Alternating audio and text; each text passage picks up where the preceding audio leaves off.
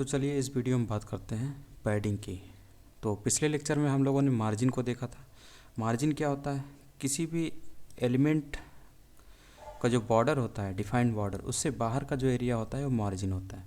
उसी तरीके से जो पैडिंग होता है वो किसी भी एलिमेंट के डिफाइंड बॉर्डर के अंदर आने वाला जो क्षेत्र होता है वो पैडिंग होता है। जैसे कि ये आपका एलिमेंट का कंटेंट है और ये आपका बॉर्डर है, तो इस बॉर्डर से इस कंटेंट के बीच में जो एरिया है, इस साइड में, इस साइड में, इस साइड में और इस साइड में, ये आपका पैडिंग है। और जैसे मार्जिन में जितनी प्रॉपर्टी जिस तरीके से हम लोग पढ़ते थे, जैसे कि margin top, margin right, margin bottom, same इसमें भी है। Padding top, padding right, padding bottom, इसी टाइप में। मतलब जो चीज़ अगर आपको समझ में आ गया मार्जिन, तो प्रॉपर्टी को इसमें भी आप आराम से समझ लेंगे। जैसे कि इसको देखते हैं, इसको आपको दिखाते हैं कि पैडिंग का मतलब क्या होता है। तो देखिए, ये जो आपको दिख रहा है ना, थोड़ा सा इसको सही कर लें, ये जो क्षेत्र है ये पैडिंग है। अभी आप देखिए, इसके ऊपर जैसे ही क्लिक करते हैं तो आपको ये वाला भी दिख रहा है, इस कंटेंट के और इस बॉर्डर के बीच में जो एरिया है, देखिए, क्योंकि ये पैडिंग है, ये आपका कंटेंट है। जैसे इस पर क्लिक किया तो कंटेंट है, इसके बाहर देखिए, यहाँ पे देखिएगा ये पैडिंग है, ठीक है, पैडिंग और ये बॉर्डर है, ठीक है। और मार्जिन जो होता है वो बॉर्डर के बाहर होता है, ठीक। तो ये बॉर्डर और उसके अंदर आपका ये पैडिंग, और पैडिंग के अंदर कंटेंट, यानी कि कंटेंट और बॉर्डर के बीच में आपको पैडिंग दिखती है, जो ग्रीन टाइप का आपका दिख रहा है, ठीक, 70 पिक्सल वाला। तो चारों तरफ ये इस कंटेंट से चारों तरफ 70 पिक्सल, यही पैडिंग है, ठीक। तो यहाँ पर यही दिया हुआ है कि एलिमेंट का जो कंटेंट होता है और डिफाइंड बॉर्डर के बीच में आपका पैडिंग होता है, ठीक। तो जैसे मार्जिन में टॉप, राइट, लेफ़्ट, बॉटम, ये प्रॉपर्टी थी, इस तरीके से लिखते थे। तो यहाँ पर भी आपको इसी टाइप में आप लिखकर मार्जिन की जगह पे सिंपली आपको पैडिंग कर देना है। नहीं, पैडिंग टॉप, यानी कि टॉप में आपको पैडिंग कितना देना है, राइट में कितना देना, बॉटम पे और लेफ़्ट में कितना देना है, ठीक। तो सेम इसमें भी है। और यहाँ पर ये तरीका बता रहा है कि इसको किस तरीके से लिख सकते हैं, पिक्सल में लिख सकते हैं, पॉइंट में, सेंटीमीटर में, इस तरीके से। और ये परसेंटेज के रूप में अगर आप दे रहे हैं तो आपको ये ध्यान रखना है कि ये जो परसेंटेज होता है वो कंटेनिंग जो एलिमेंट होता है उसकी विड्थ के परसेंटेज के रूप में रहता है। और ये इनहेरिट है, तो ये जो पेरेंट एलिमेंट होता है उसकी पैडिंग को इनहेरिट करता हुआ दिखता है अगर आपने इनहेरिट प्रॉपर्टी इस्तेमाल की है। नेगेटिव वैल्यूज इसमें अलाउ नहीं होते हैं, ठीक। और उसके बाद ये एग्जाम्पल है, तो इस एग्जाम्पल में देख सकते हैं, छोटा सा एग्जाम्पल है। तो इसने सबसे पहले बॉर्डर लिया है, ठीक, क्योंकि बॉर्डर इसलिए ले रहा है क्योंकि बॉर्डर के हिसाब से ही तो आपका पैडिंग रहेगा, ठीक है। नहीं तो डिफ़ॉल्ट बॉर्डर आ जाएगा, उसमें आपको ये दिखाई नहीं देगा और आप समझ नहीं पाएंगे पैडिंग, ठीक। और background colour light blue, div का बैकग्राउंड कलर इतना ये आपको दिख रहा होगा, लाइट ब्लू। उसके बाद ये पैडिंग है, पैडिंग टॉप में कितना पिक्सल है, 50 पिक्सल, यानी कि ये अभी 50 पिक्सल दिख रहा है आपको। और पैडिंग राइट में 30 पिक्सल है, पैडिंग बॉटम 50 पिक्सल, और पैडिंग लेफ़्ट जो है 80 पिक्सल है। तो पैडिंग लेफ़्ट में सबसे ज़्यादा आपको दिख रहा होगा, यही 80 पिक्सल है। इसको बड़ा करेंगे तब भी आपको चारों तरफ से वही जितनी वैल्यूज़ हैं वही दिख रही हैं। किसी को ज़्यादा करना चाहते हैं, मान लीजिए इसको लेफ़्ट में आप ज़्यादा करना चाहते हैं तो इसको 100 कर सकते हैं। तो आप देखेंगे ये वाला एरिया थोड़ा सा और बढ़ जाता है, ठीक, थोड़ा सा और बढ़ गया, क्योंकि कंटेंट और बॉर्डर के बीच में, ये बॉर्डर है और ये कंटेंट है, तो इस कंटेंट के बीच में जो एरिया है, जैसे ये है, ये है, ये है, ये सब क्या है, top, left, right, bottom padding है, ठीक। और ये कैसे किया जा रहा है ये तो आपको पता ही होगा। सबसे पहले आपका HTML डॉक्यूमेंट है, इसमें CSS सप्लाई की जा रही है। CSS सप्लाई करने का मतलब होता है जो भी HTML एलिमेंट होते हैं उसको डेकोरेट करना, ठीक है। तो इसके लिए CSS कैसे सप्लाई करते हैं, यहाँ पर जो तरीका दिया गया है वो है इंटरनल CSS। इसके ज़रिए हम लोग किसी भी पर्टिकुलर एलिमेंट में CSS सप्लाई करके उसको डेकोरेट कर सकते हैं। तो यहाँ पर जिस एलिमेंट को डेकोरेट किया गया है वो है डिव, ठीक। और इसको कैसे करते हैं, एलिमेंट सेलेक्टर की मदद से। जिस भी एलिमेंट को डेकोरेट करना है, जिसमें CSS अप्लाई करना है, डेकोरेट करने का मतलब जिस भी एलिमेंट में आपको CSS अप्लाई करनी है उसको आप इस तरीके से लिखते हैं। एलिमेंट है तो एलिमेंट लिखेंगे यहाँ पर, इसको डेकोरेट करना है तो एलिमेंट सेलेक्टर, और उसके बाद कर्ली ब्रेसेस में आप सारी प्रॉपर्टीज़ लिखते हैं जो कि CSS प्रॉपर्टी होती हैं। तो इस तरीके से आप कर सकते हैं।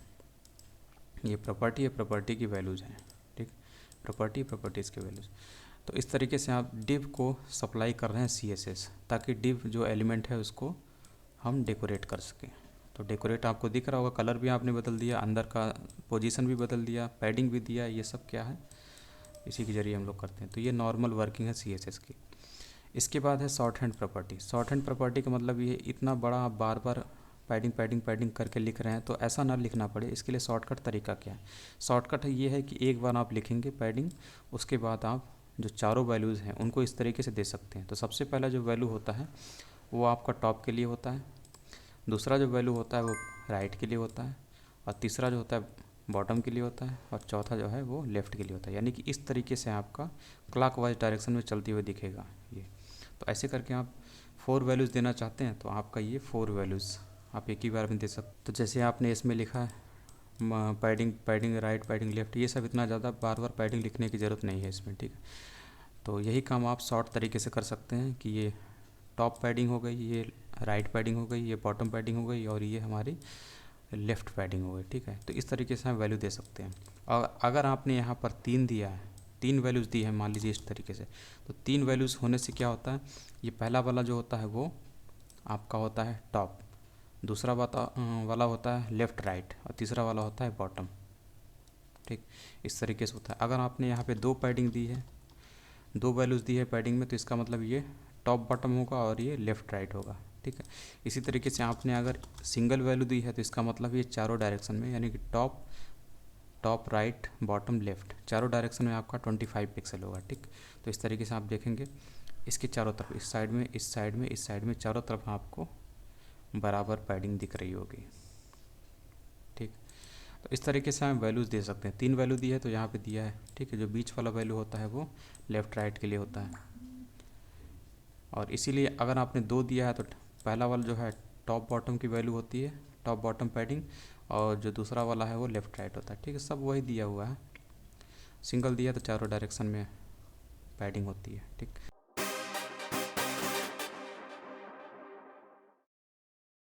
उसके बाद है पैडिंग एंड एलिमेंट विथ। तो यहाँ पर ये क्या कहने की कोशिश कर रहा है, यहाँ पर ये बता रहा है ये कि जो विद होती है, अगर आपने विद प्रॉपर्टी इस्तेमाल की है तो विद प्रॉपर्टी क्या होती है, वो एलिमेंट की कंटेंट एरिया की विद होती है, और उस कंटेंट एरिया जो होता है वो पैडिंग बॉर्डर और मार्जिन के अंदर होता है। समझते हैं इसको। देखिए ये आपका कंटेंट एरिया है, जो मैंने कर्सर यहाँ पे ले जाके दिखाया है, ये कंटेंट एरिया है।